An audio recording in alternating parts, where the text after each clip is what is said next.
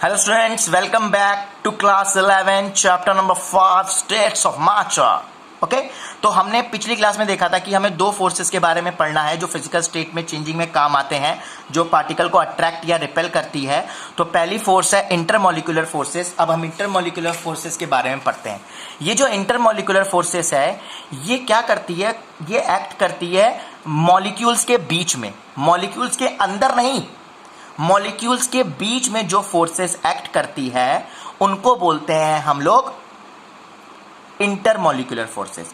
अब आप इसको मिक्स मत करिएगा इलेक्ट्रोस्टैटिक फोर्स ऑफ अट्रैक्शन से, कोवेलेंट से या फिर आयनिक बॉन्ड से। वो इंट्रा एटॉमिक होती हैं। जो कोवेलेंट बॉन्ड और आयनिक बॉन्ड और इलेक्ट्रोस्टैटिक फोर्स होती है वो इंट्रा एटॉमिक फोर्सेस होती हैं या इंट्रामॉलिक्यूलर। वो नहीं पढ़ना है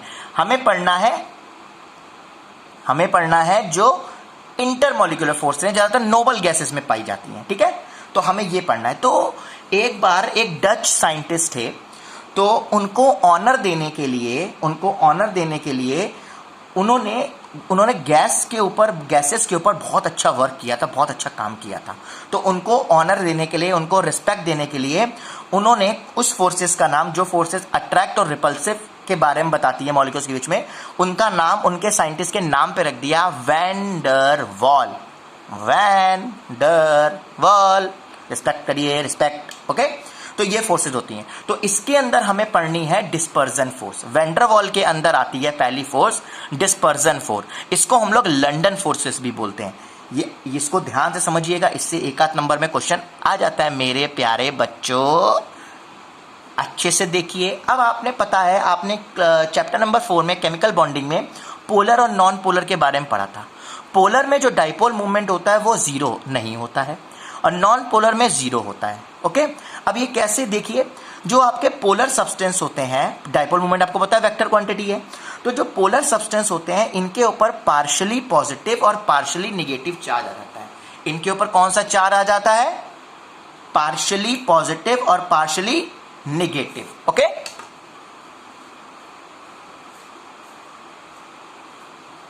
अब पार्शियली पॉजिटिव और पार्शियली निगेटिव का मतलब यह है, मान लीजिए मैंने जो पार्शियली पॉजिटिव चार्ज है, मान लीजिए ये H प्लस है और Cl माइनस, मैंने दो एग्जांपल लिए। पार्शियली जो पॉजिटिव चार्ज है उसकी वैल्यू ना 1.6 इंटू 10 की पावर -19 से लेस होती है, मतलब +1 से। अब देखिए मान लीजिए Na है, जब Na एक इलेक्ट्रॉन लॉस करेगा तो Na प्लस बन जाएगा, और जो Cl एक इलेक्ट्रॉन गेन करेगा Cl माइनस बन जाएगा। जो आपका पार्शियली पॉजिटिव चार्ज होता है, मतलब डेल्टा प्लस, उसकी वैल्यू 1.6 इंटू 10 की पावर -19 कूलम से कम होती है, मतलब +1 से कम होगी। उसकी वैल्यू 0. जैसे कि हम लोग बेटा देख रहे थे कि हमारे जो एटम है, जो अगर आपका पोलर कंपाउंड है तो उनके एलिमेंट्स जो होंगे उसमें पार्शियली पॉजिटिव और पार्शियली निगेटिव चार्ज आ जाएगा अगर पोलर होंगे तो पार्शियली पॉजिटिव मतलब डेल्टा पॉजिटिव का जो चार्ज होगा वो लेस देन 1.6 इंटू 10 की पावर -19 के होगा, क्योंकि वो इलेक्ट्रॉन लूज कर रहा है। जैसे मैंने Na लिया, Na क्या करेगा? इलेक्ट्रॉन लूज करेगा तो Na प्लस बन जाएगा। Cl इलेक्ट्रॉन गेन करेगा तो Cl माइनस हो जाएगा। तो इस पर पार्शियली पॉजिटिव चार्ज आ जाएगा। तो पार्शियली पॉजिटिव चार्ज की जो वैल्यू होती है वो लेस देन +1 होती है, मतलब लेस देन 1.6 इंटू 10 की पावर -19 अप्रोक्सीमेटली +1 के। तो ये 0.5, 0.6, 0.7, 0.8, 0.9 कुछ भी हो सकती है, बट लेस देन +1 के रहेगी, राइट। ऐसे ही आपका डेल्टा निगेटिव आ जाएगा, मतलब delta negative partially negative charge आ जाएगा, उसकी वैल्यू भी निगेटिव -1.6 इंटू 10 से कम होती है, मतलब लेस देन -1 होती है। तो इसकी वैल्यू भी आपकी 0.5, -0.5, -0.6, -0.7 हो सकती है, बट लेस देन -1। इस पे कभी भी कंप्लीटली निगेटिव और कंप्लीटली पॉजिटिव चार्ज नहीं आएगा। मतलब ये जो डेल्टा पॉजिटिव है, डेल्टा निगेटिव जो होगा ये पार्शियली है, मतलब इन पे पूरा पॉजिटिव और पूरा निगेटिव चार्ज नहीं आता पोलर वालों पे। अगर पूरा पोलर आ जाएगा तो आयनिक नहीं बन जाएगा वो, ठीक है। तो पूरा पॉजिटिव पूरा निगेटिव नहीं आता है, तो पार्शियली पॉजिटिव पार्शियली निगेटिव रहते हैं। और जैसे कि आपको पता है कि आपके जो नॉन पोलर है उनका म्यू क्या होता है, अलग अलग होता है। जैसे मैंने हाइड्रोजन ले लिया, ये सेम एटम है, सेम एटम, दोनों की इलेक्ट्रोनेगेटिविटी क्या होगी? सेम होगी, ना इधर जाएगा ना उधर जाएगा, तो वहीं पे रिका रहेगा, तो म्यू नॉट क्या हो जाएगा? 0 हो जाएगा। इलेक्ट्रोनेगेटिव दोनों की सेम है, ना इधर खींच पाएगा ना उधर खींच पाएगा। जैसे यहाँ पर HCl लिया है मैंने, H और Cl की इलेक्ट्रोनेगेटिव मोर है और H की कम है, तो H पे पार्शली पॉजिटिव और इस पे पार्शली नेगेटिव चार्ज जाएगा, तो ये पिचक जाएगा, ये क्या होगा, पिचक जाएगा और इसका साइज क्या हो जाएगा, बढ़ जाएगा, इसको ये दबा देगा। ठीक है, तो पार्शली मीन क्या होता है, क्लोरीन डू नॉट पार्शली का मतलब क्लोरीन क्या है, देखो partial mean chlorine do not attract electron of hydrogen and completely, मतलब जो क्लोरीन है इसके सारे इलेक्ट्रॉन को नहीं अट्रैक्ट कर पाएगा, अप्रोक्सीमेटली सारे करेगा, इसलिए पार्शियली पॉजिटिव आ जाता है। पूरे अगर पूरे कर लेगा तो आयनाइज नहीं हो जाएगा, इसलिए पार्शियली अट्रैक्ट कर लेता है, पार्शियली मतलब अप्रोक्सीमेट सारे कर लेता है। ठीक है, अब जैसे नॉन पोलर है, सेम एटम है हाइड्रोजन हाइड्रोजन के बीच में, दोनों की इलेक्ट्रोनेगेटिव सेम है, ना इधर जा पाएगा ना उधर, बीच में देखा जाएगा, तो आपका क्या हो गया, ये नॉन पोलर।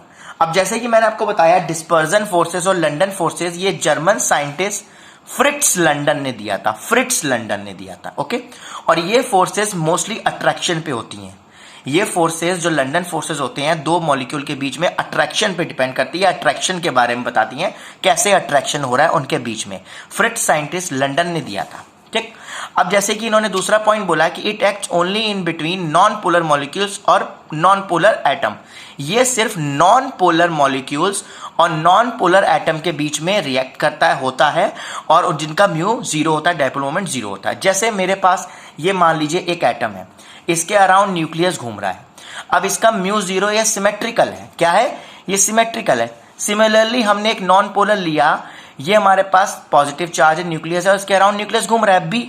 अब मान लीजिए in this atom will not have polarity but in same condition like high pressure, high, मतलब इस पे अभी नॉन पोलर है ये, इस पे कोई भी पोलैरिटी नहीं है, कोई भी पोलैरिटी नहीं है, लेकिन जो हम एक एक्सट्रीम कंडीशन दे देंगे, इसको एक्सट्रीम कंडीशन पे ले आएंगे, एक्सट्रीम कंडीशंस मतलब हाई प्रेशर दे दिया या फिर हाई इलेक्ट्रिसिटी फील्ड दे दी, इसका हाई टेम्परेचर में रख दिया, इसको एडवर्स कंडीशंस पे, अनवांट एडवर्स कंडीशन, वर्स्ट कंडीशन में ले आएंगे जहां पर ये पोलर बन सके, जहां पर ये पोलर बन सके, वो कंडीशन जब ले आएंगे तो होगा क्या, ये हमारा पहला वाला था ए एटम प्लस, और ये हमारे पास क्या था, देखो ये ए एटम था, ठीक है, और ये हमारे इलेक्ट्रॉन रिवॉल्व कर रहे थे, तो ये क्या होगा, और ये हमारा पॉजिटिव था और ये हमारे पास इलेक्ट्रॉन रिवॉल्व कर रहा था, तो होगा क्या, इस जगह पे पहले वाले एटम के ये इस तरफ खींचा चला जाएगा, मतलब यहां पर आ जाएगा डेल्टा पॉजिटिव, यहां पर आ जाएगा डेल्टा निगेटिव, और ये दूसरा एटम था,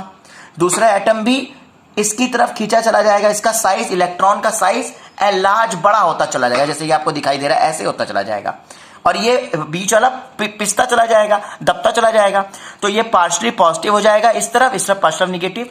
अब इन दोनों के बीच में जो फोर्सेस लगता है, दो एटम के बीच में, दो मॉलिक्यूल के बीच में जो फोर्सेस लगता है, जब वो एडवर्स कंडीशन में आ जाते हैं और उसको पोलैरिटी करने लगते हैं, पोलर में आ जाते हैं, तब उन दोनों के बीच में जो फोर्सेस लगता है उसको बोलते हैं लंदन फोर्सेस। क्या बोलते हैं, लंदन फोर्सेस। जैसे कि मैंने रीड कर दे रहा हूं, they are attractive but weakest force of attraction, इनके बीच में ये अट्रैक्टिव फोर्स है बट वीक है, बहुत कम अट्रैक्शन होता है। क्यों, क्योंकि पहले इनको एडवर्स कंडीशन में लाना पड़ेगा, पोलैरिटी करनी पड़ेगी, उसके बाद ये जितना अट्रैक्ट कर पाएंगे उतना करेंगे, इसलिए वीकेस्ट होती है, क्योंकि ये नॉन पोलर मॉलिक्यूल के बीच में होता है। ठीक है, और इसमें टेम्परेरी डायपोल मूवमेंट आता है, परमानेंट तो आता नहीं, वैसे तो नॉन पोलर है, नॉन पोलर को पोलर बनाया है ना हमने, इसलिए।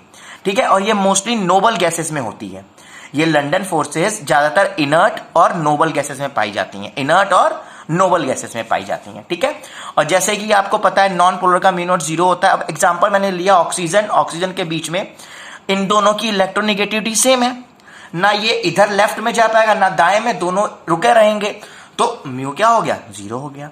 अब एक बीच में इनके इंटरैक्शन एनर्जी आती है, इन्होंने लंदन फोर्सेस में ही हमारे पास फ्रिट्ज ने एक इंटरैक्शन एनर्जी दी, ये एनर्जी डेवलप होती है बिटवीन टू डाइपोल्स, दो डाइपोल के बीच में एनर्जी डेवलप होती है, इंटरैक्शन एनर्जी, उसको डायरेक्टली प्रोपोर्शनल होती है आर की पावर 6 के। किसके प्रोपोर्शनल होती है, आर की पावर 6 के। आर क्या होता है, डिस्टेंस बिटवीन टू डाइपोल, ये बहुत इंपॉर्टेंट फॉर्मूला है, लर्न रखिएगा। आर क्या होता है, डिस्टेंस बिटवीन टू डाइपोल। देखो जैसे हमारे पास अगर आपको O2 पास रखा जाए तो London forces will work, it will strong if distance between them is less. देखो अगर मैं दो ऑक्सीजन को पास में रखूं तो लंदन फोर्सेस एक्ट करेंगी बट वीक होंगी, ये पता है हमें। और इट विल स्ट्रॉन्ग, अगर ये तब स्ट्रॉन्ग होंगी अगर डिस्टेंस ध्यान समझिएगा, O2 को अगर मैं पास में रख दूं, बिल्कुल पास में, डिस्टेंस बिल्कुल कम कर दी, तो ये स्ट्रांग हो जाएगा। London forces will work, it will strong, मतलब जितना पास होगा रेडियस जितनी कम होगी उतना इंटरेक्शन ज्यादा होगा, उतना वो पास आने चाहेंगे according to this interaction energy. जितनी डिस्टेंस हम लोग मान लो दो एटम के बीच की कम करते जाएंगे उतनी इंटरेक्शन बढ़ता जाएगा according to this interaction energy. ये इसमें बताया जा रहा है।